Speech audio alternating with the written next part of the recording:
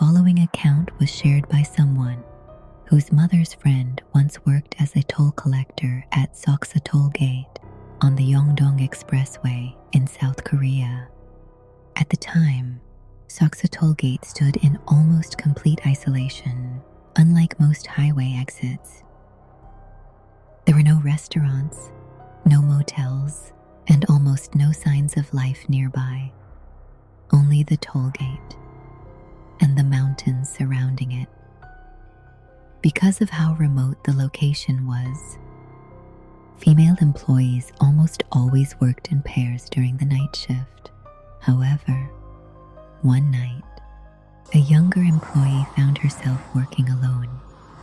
Not long after her shift began, she called the staff dormitory, crying. She kept saying she was terrified. Several co-workers immediately rushed to the toll gate. It took nearly 15 minutes to reach her. When they finally arrived, she barely acknowledged them. No matter how many times they called her name, she simply stared at them. Her eyes were completely unfocused. Her expression was neither a smile nor a cry. The following day, she resigned. After that incident, no female employee was ever assigned to work that toll gate alone again. Sometime later, during another winter night shift, the woman was working alongside a coworker. At one point, the coworker stepped away to use the restroom. Only a few minutes passed. Then, a strange sound came from the small mountain behind the toll gate. A deep, low, groaning noise.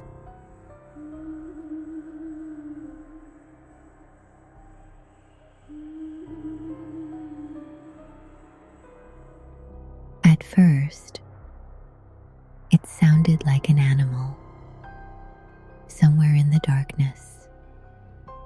But the sound kept growing louder, closer and closer.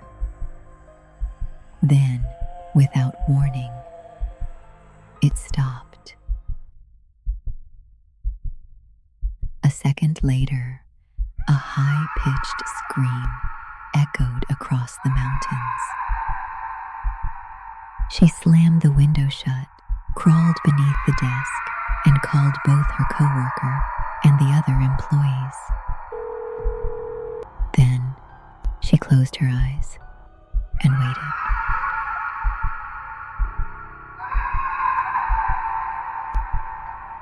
A few minutes later, someone was knocking on the door. At first, she assumed help had arrived. She was about to crawl out from beneath the desk. Then, she remembered something. The last time they came, it had taken nearly 15 minutes.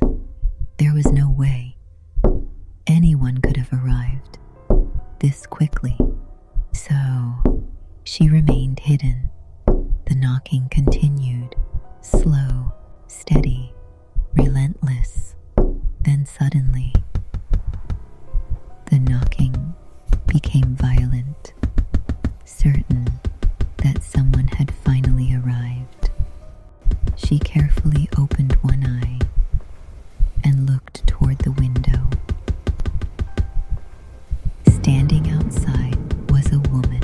Her skin wasn't covered in blood.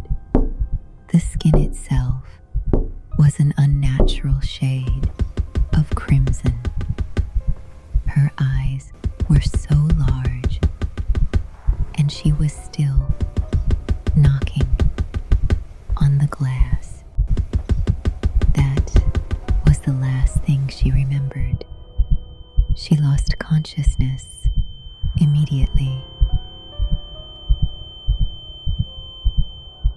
When she finally woke up, she was back at the staff dormitory.